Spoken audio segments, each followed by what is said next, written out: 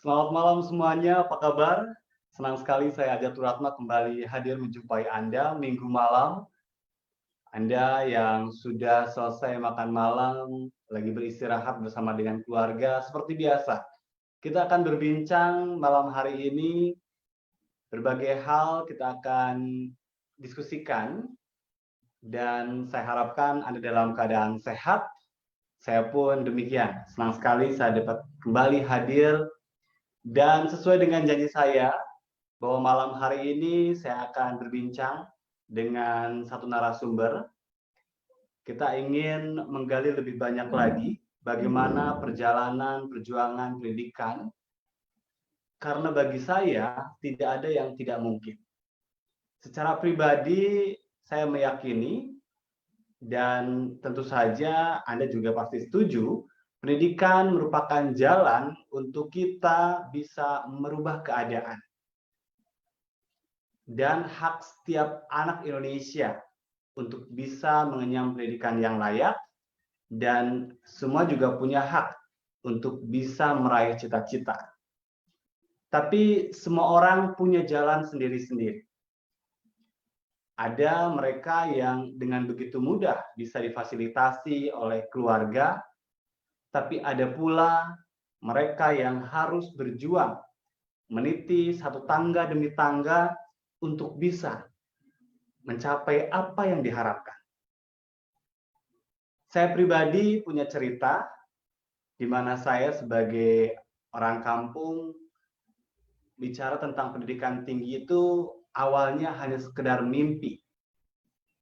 Tetapi Allah Subhanahu wa taala memberikan jalan untuk saya bisa menyelesaikan pendidikan mulai dari S1, S2 hingga S3. Lagi-lagi saya sampaikan bahwa semua punya jalan. Yang penting bagaimana kita bisa berusaha. Dan tamu saya malam hari ini, saya akan hadirkan ke hadapan Anda, sahabat semuanya, untuk membuka jalan pemikiran kita untuk juga lebih semangat. Ini untuk adik-adik milenial semuanya, supaya tambah semangat dalam meraih cita-cita. Bagi para orang tua, diharapkan juga bisa membuka pemahaman bahwa pendidikan itu penting bagi anak-anak. Siapapun kita punya kesempatan yang sama. Baik sahabat semuanya, saya akan langsung saja menyapa Nia Latifah. Nia ini merupakan lulusan Universitas Indonesia. Namun Anda perlu tahu, Nia pernah bersekolah di sekolah Kolongtolo dan Ancol yang didirikan oleh Sekolah Darurat Kartini. Ini adalah sekolah bagi warga kurang mampu, sekolahnya pun di pinggir tol. Nggak ada yang ngebayangin siswa Kolongtol bisa masuk perguruan tinggi negeri ternama di tanah air. Bagaimana perjuangannya? Kita sapa Nia Latifah malam hari ini. Selamat malam Nia. Kita ingin menggali soal perjalanan Nia untuk juga membuka inspirasi kita. Nia, apa kabar? Sehat, alhamdulillah. Gimana kabarnya, Pak? Sehat juga. Terima kasih sudah mau berbincang banyak. Tadi di awal saya sampaikan, nggak apa-apa ya, saya sampaikan bahwa Nia pernah sekolah di sekolah dengan atap kolong tol. Memang demikian? Iya, betul. Betul. Baik, tapi Nia juga merupakan alumni dari Universitas Indonesia. Orang banyak bermimpi untuk bisa kuliah di sana sebagai salah satu perguruan tinggi negeri ternama di tanah air. Nia, boleh cerita dulu tentang kegiatan hari ini? Ngapain aja? Kalau saat ini sih, aku kan kebetulan kerja di International Federation Red Cross, di mana itu adalah organisasi internasional kepala kemerahan. Nah, di situ aku punya tanggung jawab sebagai asisten pengadaan barang dan jasa. Karena saat ini kan kita tahu sedang pandemik COVID-19 dan Betul. saat ini aktivitasku adalah mencari supplier yang bisa mensuplai barang-barang bantuan seperti masker, terus APD, perlengkapan lainnya, itu dan lain sebagainya. Seperti itu sih. Baik, jadi kegiatannya dalam misi kemanusiaan ya. Betul. Baik, ini menjadi menarik. Saya ingin Nia sharing kepada sahabat semuanya yang malam hari ini sedang menyaksikan podcast kita. Bagaimana ceritanya Nia bisa jadi siswa sekolah darurat Kartini dalam usia berapa jadi muridnya Ibu Guru Kembar? Kalau itu sih karena kan kebetulan kita ini tinggal di daerah yang bisa dibilang adalah pinggiran kota Jakarta. Saya tinggal di pinggir rel kereta api. Nah, kalau dari zaman saya itu tahun 2015 saya gabung di SD Darurat Kartini, itu umur saya 11 tahun. Nah, waktu itu sekolah itu belum 100% gratis. Artinya masih ada kayak bayar buku, bayar LKS gitu. Masih banyak lah biaya-biaya seperti itu selain SPP bulanan. Nah, kita ini yang di pikiran seperti ini, golongan kami itu agak terbantu sama hadirnya Bu Kembar. Beliau yang ciptakan sekolah, beliau yang didik kami, dan itu menjadi salah satu wahana bagi kami untuk belajar. Artinya ternyata selama ini tuh apa yang kita inginkan untuk bisa sekolah seperti orang-orang pada umumnya itu bisa terwujud dengan adanya sekolahnya Ibu Kembar. Nah, saat itulah saya gabung di sekolahnya Ibu. Sebenarnya waktu saya kelas 5 SD itu saya masih sekolah di sekolah dasar biasa, sekolah dasar negeri. Iya. Dan saya aktif bergabung di Ibu Kembar itu sejak saya lulus SD saat SMP. Karena saat itu kan SMP itu udah mulai agak-agak mahal gitu biayanya, nggak kayak SD gitu. Dan kalau SD sih sebenarnya untuk biaya bulanan itu masih gratis. Sedangkan kalau untuk SMA, SMP, maaf, kalau SD itu masih gratis. Saat masuk SMP itu udah mulai bayar tuh, bayar gedung lah, bayar apa lah, udah mulai berasa lah istilahnya. Dan di situ keluarga saya tuh udah kayak ya udahlah ikut Ibu Kembar aja kayak gitu, yang gratis, yang jelas-jelas gratis kayak gitu sih. Baik. Dan Nia berarti bersekolah di Ancol atau di lokasi lain? Karena kita tahu Ibu Guru punya beberapa Iya, lokasi. betul. Iya, betul. Jadi kalau SD itu saya masih sekolah di sini di daerah rel kereta api. Itu Ibu dulu punya sekolah di sini.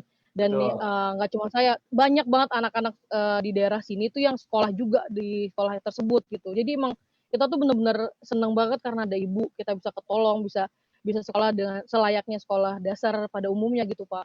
Jadi kalau yang saya rasakan tuh nggak ada perbedaan sama sekali antara sekolah Ibu dengan sekolah negeri atau sekolah pemerintah kayak gitu. Terus pas saat SMP karena mungkin Ibu terlalu banyak siswanya, saya dan teman-teman saya yang lulus SD di rel kereta api dipindahkan ke bawah ke kolong tol di daerah Rawabebek. Waktu itu ada di Rawabebek. Cuman ada waktu itu kejadian saya kurang paham kejadian itu tahun berapa, saya kurang paham. Yang intinya di bawah kolong tol Rawabebek itu harus ditiadakan sekolah yang Ibu Kembar punya. Akhirnya kita semua dipindahkan lagi ke Ancol. Nah, tadinya tuh banyak banget Pak yang ikut saya sekolah di Rawabebek karena jaraknya kan nggak terlalu jauh. Cuma sejak pindah ke Ancol, cuma saya dan beberapa teman saya yang lanjut gitu, yang benar-benar niat banget sekolah itu ya ikut aja terus sampai Ibu kemanapun. Gitu sih. Baik ya. Jadi Nia salah satu siswa yang punya pengalaman juga dalam posisi sekolah guru kembar itu digusur ya dan pindah-pindah gitu ya. Betul. Saya punya pengalaman kayak Nia, gitu. boleh cerita ya, karena yang ngalamin bagaimana perasaan siswa pada saat itu dan Nia khususnya yang mengalami pindah-pindah, digusur gitu. Kalau ditanya rasanya sebenarnya ya karena waktu itu kan kita masih kecil ya, masih umur 11 tahun, 12 tahun, 13 tahun gitu yang ya senang-senang aja ikut bantu-bantu angkat-angkat, ikut bongkar-bongkar sekolahannya itu ya udah kita rasain sebagai suatu hal yang menyenangkan gitu. Emang yang penting tuh Ibu ada. Bu, setelah ini kita pindah kemana Bu? Terus apalagi yang perlu dibawa Bu? Kayak gitu. Jadi yang kita alamin itu bukan suatu yang membuat perasaan kita sedih atau kecewa, karena itu mungkin pada saat itu kita rasa ya udah kalau emang udah waktunya pindah ya pindah, akhirnya kita ikutin lah apa yang diminta sama ibu. Terus juga kan Iya, ibu jadi juga bilang, ibu juga sampaikan kalau kita tetap sekolah kok, tetap belajar seperti biasa, cuman tempatnya aja yang beda. Gitu itu sih yang bikin kita masih semangat gitu untuk sekolah kayak gitu sih Pak. iya, jadi artinya kalau buat anak-anak pada saat itu yang penting ibu guru kembarnya nggak hilang gitu ya. Hmm, betul betul banget betul banget. Yang penting sama-sama Baik, baik. terjadi. Iya, saya juga tertarik kenapa malam hari ini saya juga ingin berbincang dengan Nia. Terakhir Nia Hmm. pernah posting beberapa foto di Iya Facebook. betul. Saya juga Iya tertarik untuk konfirmasi ini, apa bener nih ada Nia di antara foto-foto ini? ada Pak. Ada ya? Kalau yang di kalau yang di foto yang sebelah kiri dan kanan itu saya belum di sana karena yang sebelah kiri itu kan saya ini teman-teman yang masih SD, saya masih di rel Bandengan. Yang sebelah Oke. kanan juga masih di rel Bandengan, saya belum ada. Baik, Nah, kalau yang terus ini ada ada lagi ya. nih, betul, ini saya ada. Ini saya ada, Pak. Ini saya ada Baik, ini saya udah kelas 2 SMP. Udah 2 SMP udah dipindah di Ancol ini, udah di Ancol. Udah apa ikut menurut Nia yang istimewa dari Sekolah Darurat Kartini? pertama, yang saya tadi udah bilang bahwa ibu selalu berikan fasilitas pendidikan yang sama dengan sekolah pada umumnya. Kalau kita lihat kan kayaknya sekolah Kolontol tuh kayak apa ya Pak, terbuang gitu. Padahal enggak. Ibu sediain guru waktu saya sekolah di sana tuh ada guru fisika, guru sejarah, guru matematika, guru bahasa Inggris. Dan mereka ini adalah benar-benar guru yang bisa dibilang emang tepat bidangnya. Guru sejarah beliau ambil dari dosen namanya Pak Farid waktu itu. Terus ada guru Iya, fisika, beliau juga dosen yang memang ahli di bidang fisika, Pak Usman. Saya masih ingat banget. Kalau yang dua ada guru matematika, beliau ambil dari TNI AU, ada Pak Dwi. Dan guru bahasa Inggris itu Pak Warsito. Pak Beliau Warsito ya juga dari adalah TNI juga. iya pilot TNI AU dari TNI AU. Dan mereka itu memang bukan guru sembarangan menurut saya karena semua pelajaran yang mereka sampaikan tuh benar-benar emang bagus dan kita bisa menyerap dengan baik gitu. Berarti kan saya menganggap bahwa guru yang disediakan oleh Bu Kemar ini bukan guru sembarangan gitu. Dan sisanya yang diajarkan oleh Bu Kemar adalah life skill, bagaimana kita bertahan hidup. Karena ibu ngerasa bahwa karena kita ini berada di pinggir jalan, di kolong tol, di pinggir kereta, bukan berarti kita adalah manusia yang bodoh yang nggak bisa apa-apa. Akhirnya ibu Ya, juga ajarkan ke kita cara menyulam, cara menjahit, cara masak kue. Tadi kayak yang di foto tersebut, cara masak kue, terus juga melukis, itu semua diajarin sama ibu. Tujuannya adalah ya. apabila seandainya nanti saya tidak berhasil menjadi seorang yang pintar seperti dosen dan sebagainya, saya punya kemampuan untuk bisa menghasilkan uang secara halal, bisa jualan kue, bisa bisa nyulam, bisa ngelukis kayak gitu sih Pak. Dan itu ya alhamdulillah kepake gitu ilmu yang dikasih sama ibu Baik, jadi gitu. sekarang bisa bikin kue dong ya? Enggak Pak, kalau bikin kue saya nggak pernah jual, tapi kalau nyulam saya pernah Pak ngejual satu shawl saya buat sendiri itu harganya lumayan gede banget kalau menurut saya pada saat itu. Oh, Iya, baik. iya dan itu ilmu Jadi dari ibu. ya, menarik memang ya bicara tentang tadi life skill yang diajarkan di Sekolah Darurat Kartini. Tapi ada Mm. hal yang momentum banget nggak menurut Nia saat bersama dengan siswa lain, saat diajarkan sebagai murid dari Ibu Guru Kembar? Uh, Maaf Pak, boleh diulang pertanyaannya Pak? Maaf Pak, tadi Ya, agak putus-putus momentum suaranya. yang sangat diingat betul, mungkin dari petuah lah atau peristiwa yang memang sampai sekarang itu sangat membekas bagi Nia. Pertama, kalau untuk peristiwa yang paling berkesan bagi saya adalah saat ibu ngajak kita anak-anak siswa-siswanya yang kelas 3 SMP itu untuk ikut camping. Ikut camping waktu itu acaranya adalah ulang tahun TNI AU dan yang diundang itu adalah Oke. sekolah-sekolah bagus, Pak. Sekolah-sekolah bagus yang punya apa namanya? Punya apa tuh ekstrakurikuler pramuka. Nah, sebenarnya Oke. kan kalau di ibu itu nggak ada Pak pelajaran pramuka segala macam. tiba-tiba karena ibu pengen kita juga eksis di sana, tiba-tiba tuh kita disediain seragam pramuka, peralatan pramuka, dadakan lah waktu itu kita dilatih untuk bisa ikut juga di acara itu untuk camping di sana. Nah, itu pengalaman yang menurut saya tuh keren banget. Dan yang paling keren lagi, kita diizinin untuk naik pesawat, Pak, pesawat Hercules waktu itu. Dan itu adalah kali pertamanya saya ngerasain naik pesawat, dan yang saya dapat pengalaman bagus ini adanya di Bukembar aja gitu. Dan itu yang menurut saya membekas banget di hati saya gitu, Pak. Iya, jadi bisa bergabung juga dengan sekolah-sekolah lain yang tentu saja Mm-mm, kalau secara lokasi jauh berbeda ya mm-mm, dengan sekolah betul. Lodan Ancol begitu ya. Jauh, Pak. Selain itu juga sebenarnya banyak, Pak, event-event bagus gitu kayak di Kementerian Pendidikan, terus juga di Taman Ismail Marzuki yang pesertanya itu orang-orang pada umumnya gitu, bukan anak-anak jalanan kayak kita. Tapi kita tetap Iya. dibuat sama ibu tuh, kamu tuh nggak beda, kalian tuh sama. Kita sekolah tuh sama aja, mau di bawah jembatan, mau di bawah pohon, mau di gedung bagus itu kita sama aja. Kalian jangan ngerasa kecil hati, ibu bilang kayak gitu. Jadi setiap apapun acara yang kita ikutin ya kita pede aja, ya sama. Kamu sekolah ya aku juga sama sekolah. Waktu itu juga pernah Iya. aku diikutin lomba baca puisi sama ibu, dan pesertanya itu juga sama, Pak. Orang-orang dari sekolah yang ya sekolah-sekolah pada umumnya gitu. Dan aku maju sebagai perwakilan dari SD Darurat Kartini. Alhamdulillah bawa nama SD Darurat Kartini sebagai juara 3 waktu itu. Gitu. Baik ya. Jadi artinya Ibu guru kembar tadi ya memberikan kesempatan yang begitu luas Mm-mm. kepada para siswanya untuk juga punya mental yang sama bahwa kita adalah anak Betul. Indonesia yang punya kesempatan yang sama begitu ya. Betul, Pak, betul. Baik. Betul. Nia, tadi ya bicara Mm-mm. tentang sekolah darurat Kartini.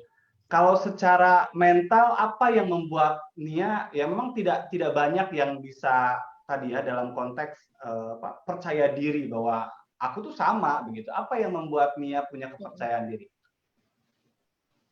Karena sejak kita gabung di sekolah ibu tuh kita memang udah dipupuk punya jiwa yang berani, jiwa yang nggak minder gitu, Pak. Udah diajarin gitu, enggak, kalian tuh sama aja. Ini tuh sama-sama sekolah, mau sekolah di mana gitu sama. Ibu selalu bilang kayak gitu. Yang penting kalian tuh punya kemampuan untuk bisa maju. Semuanya tuh yang menentuin hidup ini ya kalian sendiri gitu. Ibu udah kasih semua yang ibu bisa kayak gitu, seperti kayak ilmu, kayak semuanya. Makanya setiap emang kalau orang lain yang nggak ngerti nggak ngerti ibu kalau lagi marah tuh ya kesannya ibu galak banget sih. Padahal enggak, padahal tuh beliau tuh emang ya cara ngajarnya kayak gitu. Itu ketegasan beliau untuk kita-kita semua. Dan itu sangat mengena bagi saya dan teman-teman saya yang udah dibilang bisa lah untuk menjalani hidupnya dengan baik kayak gitu, Pak. Baik ya. Jadi memang Nia juga apa sudah tahu karakternya ya. Mm-mm, mm-mm. Baik, tapi yang menarik kemudian, Nia, ini bicara tentang mentalitas ya. Ini adalah jaket kuning, bangga orang Iya, Pak. pakai pakai jaket kuning ini. Nia kan dari Sekolah Mm-mm. Kartini kemudian ke 40 ya. Iya, betul, betul, betul. Oke. Mm-mm. Tapi secara mental itu loh, apa yang mendorong Nia untuk tadi aku tuh sama walaupun tadi dengan keterbatasan yang Mm-mm. ada, pernah berada di sekolah kolong tol, tapi aku ingin meraih cita-cita. Apa yang membuat Nia sebegitu terdorong untuk maju?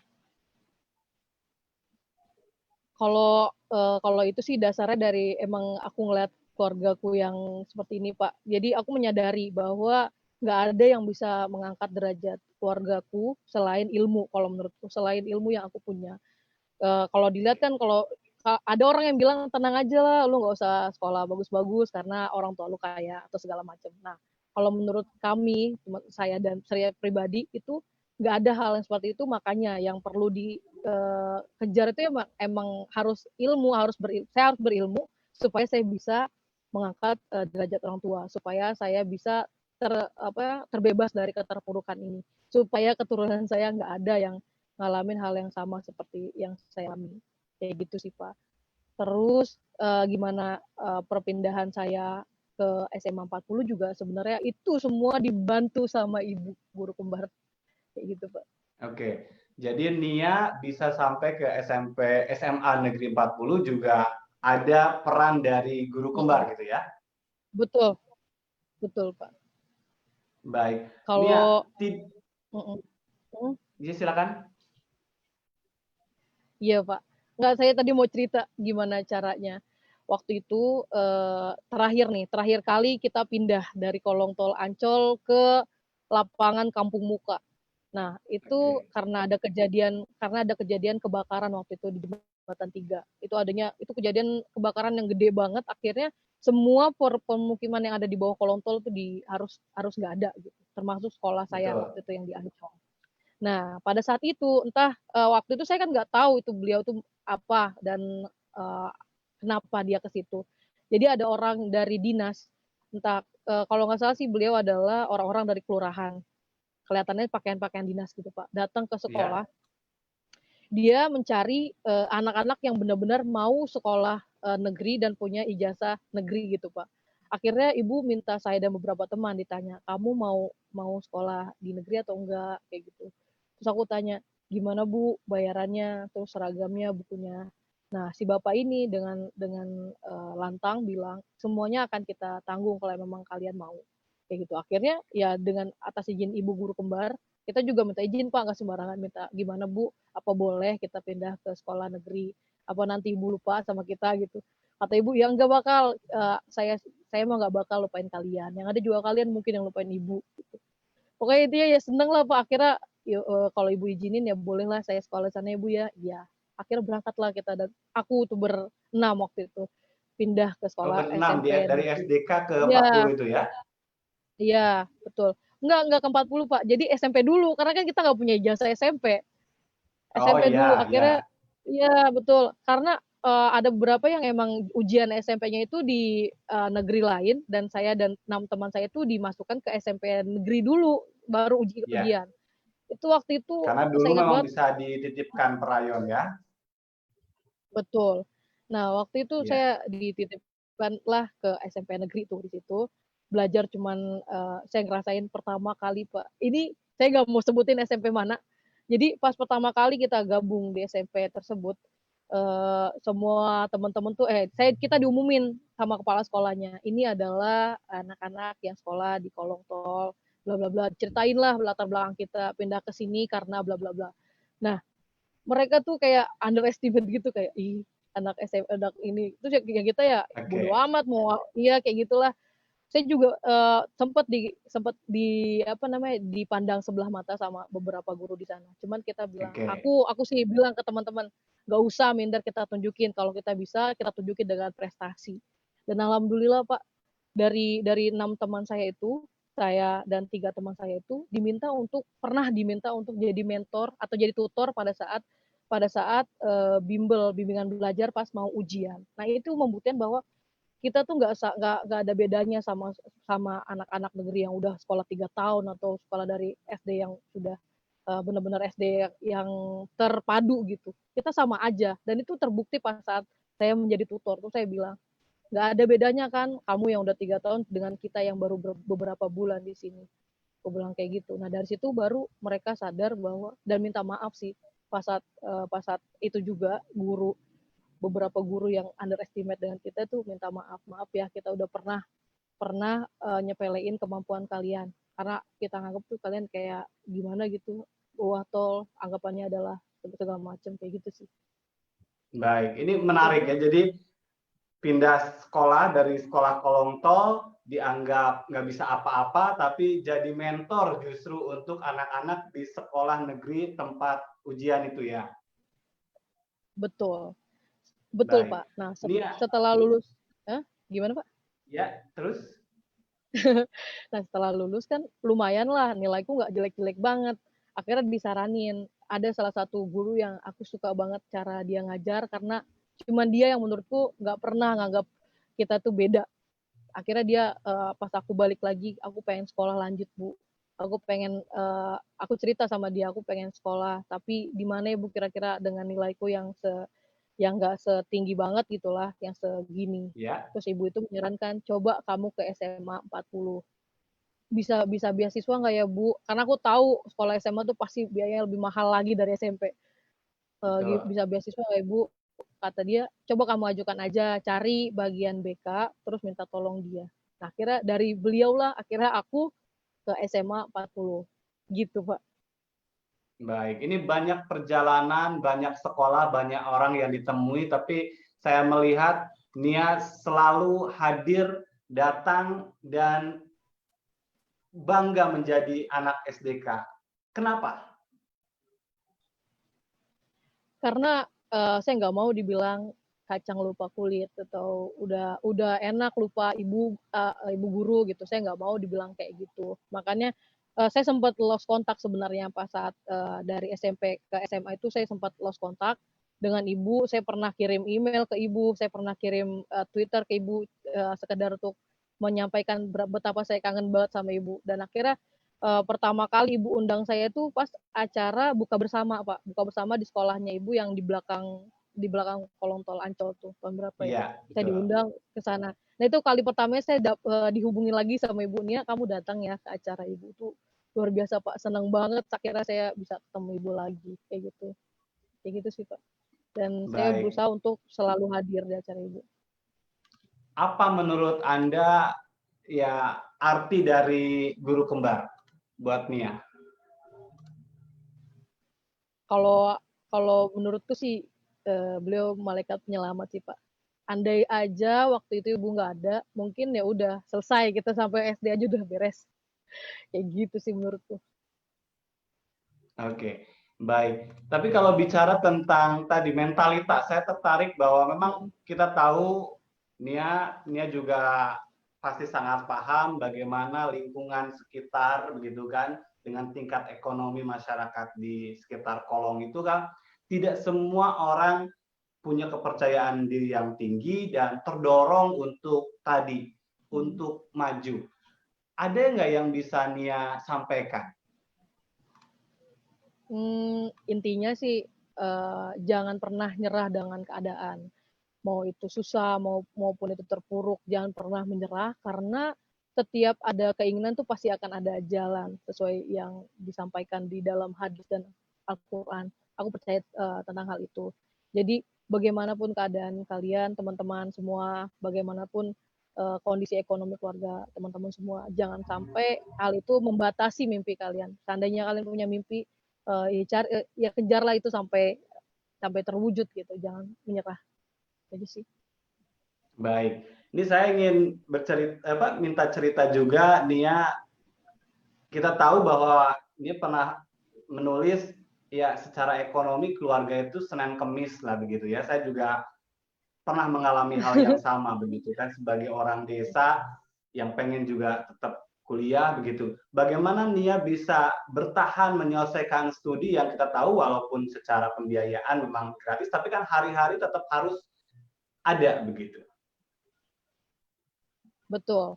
Jadi saat saya SMA itu mulai nih ceritanya, udah mulai berasa banget eh, apa namanya kalau dibilang uang jajan sekolah nggak setara lah dengan uang jajan saat itu.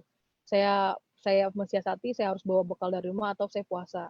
Kadang kalau seandainya bawa bekal itu saya bawa bawa untuk bisa makan siang dan sore karena kan sekolah seharian penuh tuh dari jam setengah 7 sampai jam 3 sore. Terus karena untuk mengurangi pengeluaran juga saya terkadang jalan kaki dari rumah sampai ke SMA 40 itu yang jaraknya lumayan kurang lebih 15 kilometer kurang lebih. Itu jalan kaki atau naik sepeda kayak gitu sih itu untuk mengurangi pengeluaran. Terus juga Jadi saya selama SMA itu jalan kaki, naik sepeda, kadang puasa, kadang bawa bekal gitu. ya betul. Dan kadang sih juga ikut kereta gitu Pak. Jadi kan kadang waktu itu kan kereta masih pakai karcis tuh. Belum ada lah Ya, yang tapping-tapping. Ya itulah betul. dulu kenakalanku yang nggak perlu dicontoh kalau itu.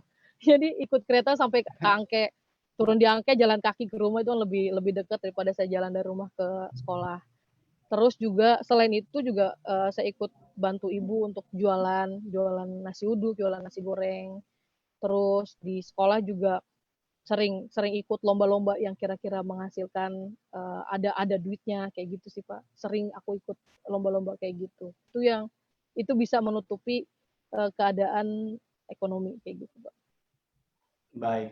Tapi ada juga yang sulit kadang buat masyarakat dengan ekonomi Pak kurang itu adalah dukungan orang tua. Bagaimana Nia mendapatkan dukungan itu dari orang tua?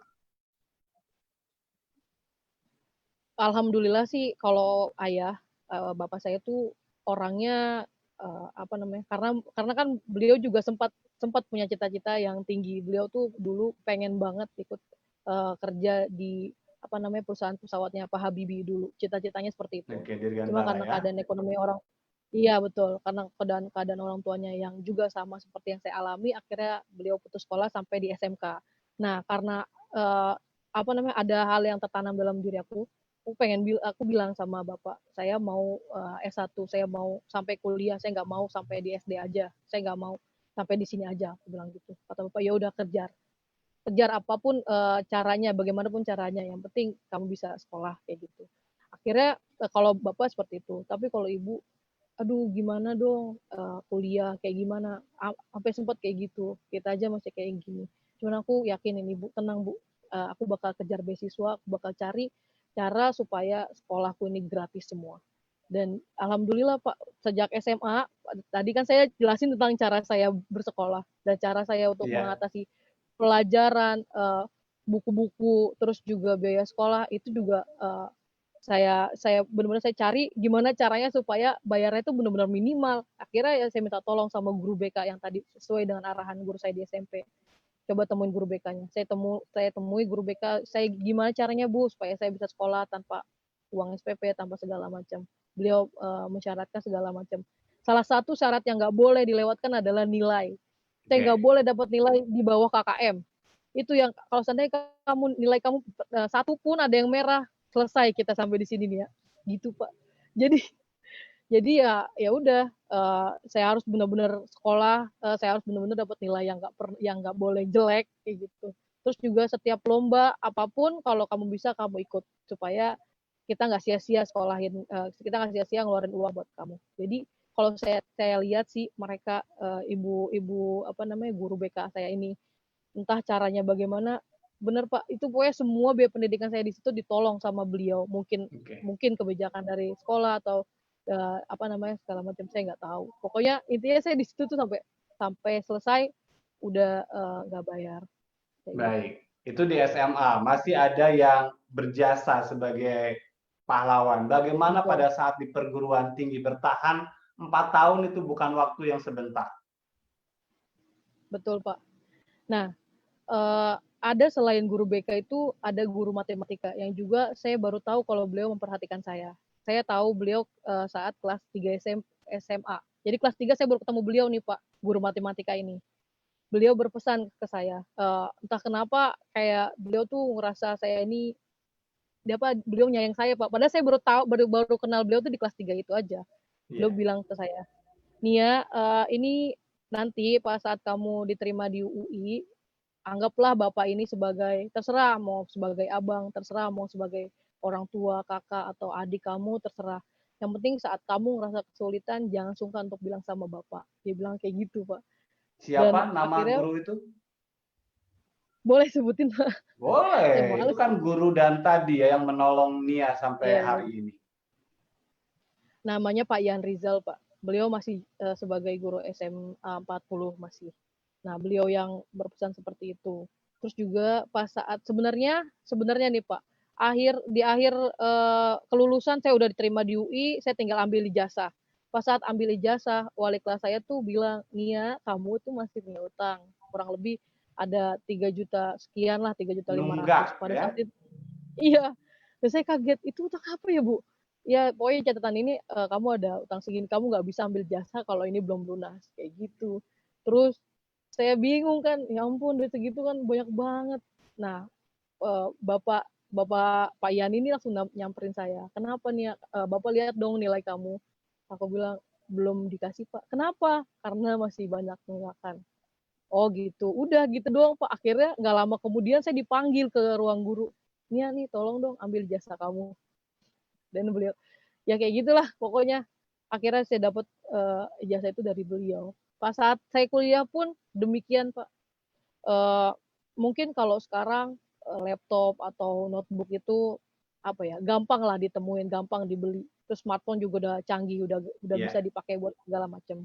Zaman saya tuh handphone paling bagus itu belum kayak gini, belum smartphone gini, BlackBerry pada saat itu yang saya iya. ingat. Nah, Tahun sedangkan berapa di UI? Angkatan berapa? 2011 saat itu, 2011. 2011. Ya, 2011. Masuk UI 2011, kebutuhan udah mulai meningkat. Khususnya untuk teknologi kayak handphone, terus laptop, modem. Emang sih UI nyediain apa namanya perpustakaan yang banyak, komputernya banyak ini ya yang bisa saya akses kapanpun. Tapi kan masalah tugas yang banyak banget, terus juga waktu yang terbatas itu kadang saya kesulitan untuk ngejar ngejar semuanya dari kampus. Akhirnya saya ingat perkataan beliau bahwa jangan suka untuk menghubungi beliau. Akhirnya dengan apa ya, banyak pikiran apa, akhirnya ya mau nggak mau saya akhirnya hubungi beliau. Saya bilang, Pak, saya butuh alat untuk tulis tugas, saya butuh barang apa namanya, saya butuh laptop Pak. Saya bilang kayak gitu. Beliau nggak bilang nggak apa-apa, cuma bilang besok ya Nia kamu ke sekolah. Setelah sampai di sekolah tuh ya tersedia lah Pak, barang apa namanya, laptop yang saya butuhkan tuh benar-benar tersedia, dan beliau bilang ini ya kamu harus dapat nilai bagus, udah kayak gitu. Oke, Langsung ya syaratnya Allah, adalah belajar yang tekun, nilai bagus, betul, begitu ya. betul Pak. Jadi saya mau nyampe ini ke semuanya. Tadi saya bilang jangan pernah nyerah sama keadaan apapun, karena yakinlah Tuhan tuh pasti akan ada, setiap setiap kita butuh tuh Tuhan pasti ada. Yang penting apa? Yang penting ya niat, niat, usaha, niat, niat. Yang penting niat. Kalau kita nggak punya modal ya udah, modal kita cuma niat dan berusaha, itu aja menurutku. Karena pasti ada aja yang tadi saya bilang, saya lost kontak dengan Bu Kembar, ketemu sama guru BK, ketemu sama Pak Ian, yang dimana beliau ini yang akhirnya menjadi malaikat saya pas saat SMA 40 dan juga di perkuliahan gitu. Baik, ini saya juga ingin Nia memberikan semangat juang juga ya untuk adik-adik yang sekarang sedang kuliah, males-malesan, padahal tadi ceritanya bisa dibayangkan ya, puasa, ikut berjualan, begitu.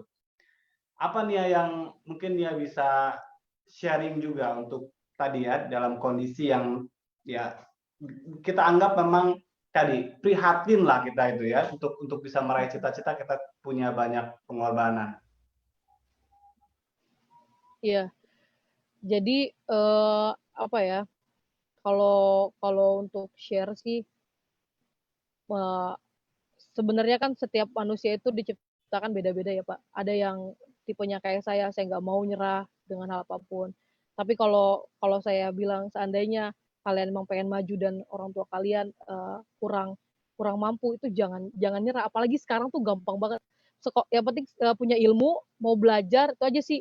Sekarang udah banyak bantuan pendidikan, kayak sekarang udah ada Betul. KJP, udah ada PIP, udah ada apalagi ya apa namanya, bantuan sosial segala macam tuh udah banyak banget. Kalau seandainya udah ada kebuka seperti itu, apalagi yang jadi alasan. Kalau menurut saya kayak gitu Pak. Baik. Nia, tapi sebagai orang yang tadi ya berada dalam posisi ya saya juga ngalamin gitu kan, orang desa gitu, kemudian bukan orang kaya, sempat minder nggak? Kalau minder sih enggak, cuman kalau di kampus sih aku kayak gimana ya, kayak ya udah tahu tahu keadaan aja. Misalkan Tahu teman-teman diri ngajak ya? ngajak Oke, oke. iya betul. Misalkan teman-teman ngajak kumpul pas saat jam istirahat atau jam pulang kuliah, ya saya nggak ikut itu gitu. Saya lebih baik Mainnya ke jadi kupu-kupu. perpustakaan gitu ya? Ya, atau kupu-kupu kuliah pulang. Yang penting udah Kuliah selesai, pulang. selesai semuanya, selesai belajar, pulang gitu. Daripada Iya. buang-buang waktu, buang-buang uang. Kayak gitu sih, Pak. Baik, jadi membatasi juga kegiatan-kegiatan yang tadi ya bisa membuat kita terjebak atau nggak enakan sama teman ngeluarin banyak uang. Saya setuju itu dan saya juga ngalamin itu begitu. Baik, Nia, bicara tentang pendidikan. Tadi Nia dari awal, dari SD, saya nggak mau sampai SD, walaupun tadi dengan ekonomi yang sulit, saya nggak apa-apa gitu kan, sekolah Iya. di kolong tol gitu. Menurut Nia, apa makna pendidikan itu? Kalau makna pendidikan bagi saya adalah ya penyelamat hidup saya, Pak. Jadi saya nggak bisa hidup tanpa punya ilmu kayak gitu. Dan itu juga jadi apa namanya yang bisa mengangkat derajat saya pribadi dan juga orang tua. Baik, Nia kita coba lihat beberapa komen yang ada di Facebook malam hari ini. Ini kebetulan guru kita juga komen ya, Ibu Rosi dan Ibu Rian di sini disampaikan, Nia apa masih ingat waktu di TNI AU dikirim sama Ibu Guru katanya. Ingat Pak, inget Ingat ya, banget. tadi juga cerita karena memang naik Hercules itu juga pengalaman yang luar biasa pada saat itu ya. Iya, jadi sebenarnya kalau untuk yang dikirim ke TNI AU nggak sekali kalau saya 2 kali. Yang pertama itu Hmm, emang bareng-bareng teman-teman yang acara pramuka, yang satu kali lagi itu oke. acara survival. Acara apa namanya survival bareng sama TNI dan wartawan. Sebenarnya pada saat itu tuh harus minimal usia tuh 17 tahun. Cuman waktu itu Oke. saya masih 14 tahun. Kata ibu, udah kamu ikut aja, ibu yakin kamu bisa kayak gitu. Dan saya terpaksa untuk naikkan usia saya jadi 17 tahun. Saya ngaku ke semua orang kalau saya kelahiran 90. Karena untuk Iya, bisa demi gabung pengalaman gitu saya. ya. Iya, betul betul. Dan itu juga pengalaman yang keren banget, Pak. Karena kalau yang tadi pramuka kita cuman camping, nah pas saat survival itu kita benar-benar menjelajah hutan di Subang. Kita ngebelah hutan, cari jalan, terus juga tidur di apa namanya di danau, terus cari apa namanya cari tempat apa penampungan atau tempat camping yang aman kayak gitu benar-benar survival. Nah, itu yang lebih keren lagi. Mungkin itu yang dimaksud sama Ibu. Oke, baik ya. Dan kalau kita ngomongin soal SDK lagi-lagi, Nia nggak malu jadi alumni SDK? Enggak dong, enggak sama sekali, Pak. Malah saya bangga bisa bawa nama Sekolah Darurat Kartini sampai di universitas. Baik. Kalau ada orang yang nggak tahu tentang SDK, apa yang Nia ingin sampaikan tentang SDK? Sekolah Darurat Kartini itu tempat orang-orang kayak saya belajar. Aku selalu gitu ditanya, sekolah di mana? Sekolah Darurat Kartini. Itu sekolah apa? Sekolah alam. Sejenis itulah, tapi ini lebih keren lagi karena kita benar-benar diajarin untuk life skill, untuk cara bertahan hidup, cara untuk memperkuat apa namanya kemampuan diri gitu selain ilmu pengetahuan kayak gitu. Aku selalu bilang kayak gitu sih ke semua orang. Baik, jadi Kalau ada sekalipun yang nanya, 3 tahun itu sangat juga berkesan ya, monumental sekali untuk diri Nia secara pribadi gitu ya. betul, betul. Baik, kalau secara personal pernah dimarahin sama ibu gurunya nggak? Pernah lah Pak, nggak mungkin nggak pernah. Semua Pernah Pak, muridnya pernah. pasti pernah gitu ya. Iya, iya, iya, pernah. Baik, kita juga tahu bahwa Nia sering juga bersilaturahmi ke Sekolah Darurat Kartini, pun juga tadi Nia punya malaikat di SMA dan juga kuliah, pasti juga sering bersilaturahmi gitu ya. Masih suka Mas, ketemu. baik. Kalau bicara tentang tadi orang-orang yang punya arti dalam kehidupan kita, boleh kita urut lagi siapa saja mereka yang punya andil dalam perjalanannya hingga hari ini? Yang jelas orang tua, kedua orang tua, keluarga, terus guru-guru, semua guru-guru dan teman-teman Pak. Kalau untuk guru-guru ya tadi ibu kembar, terus juga guru SD-nya juga yang dulu apa namanya sama supportnya kayak ibu kembar.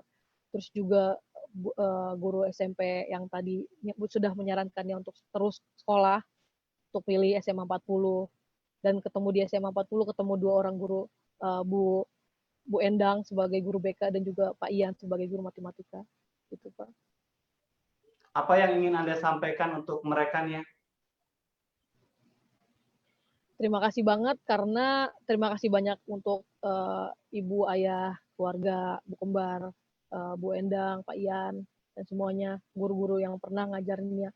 Terima kasih banget karena karena atas jasa Bapak Ibu semuanya, Nia bisa jadi pribadi yang seperti ini. Kehidupannya sekarang udah lebih baik dari sebelumnya, sudah banyak perubahan dari segala hal, termasuk juga ekonomi. Sekarang udah alhamdulillah Nia udah kerja di organisasi internasional yang juga jabatannya juga bagus sebagai asisten dari manajer, juga kerjaannya juga bagus, udah bisa membantu orang banyak sebagai pengadaan barang dan jasa, di mana itu juga posisi yang banyak orang inginkan, banyak orang dapatkan. Yang nggak mungkin bisa sampai di sini kalau tanpa adanya Bapak Ibu semuanya. Baik, ini menarik sekali ya. Tadi bicara tentang pencapaian cita-cita harus dilakukan secara gigih dan ini juga gambaran nyata bagaimana pendidikan itu memang bisa memerdekakan ya Nia ya. Setuju pasti seperti itu Betul. ya. Baik, Nia ada harapan lain yang jadi keinginan? Ada dong Pak.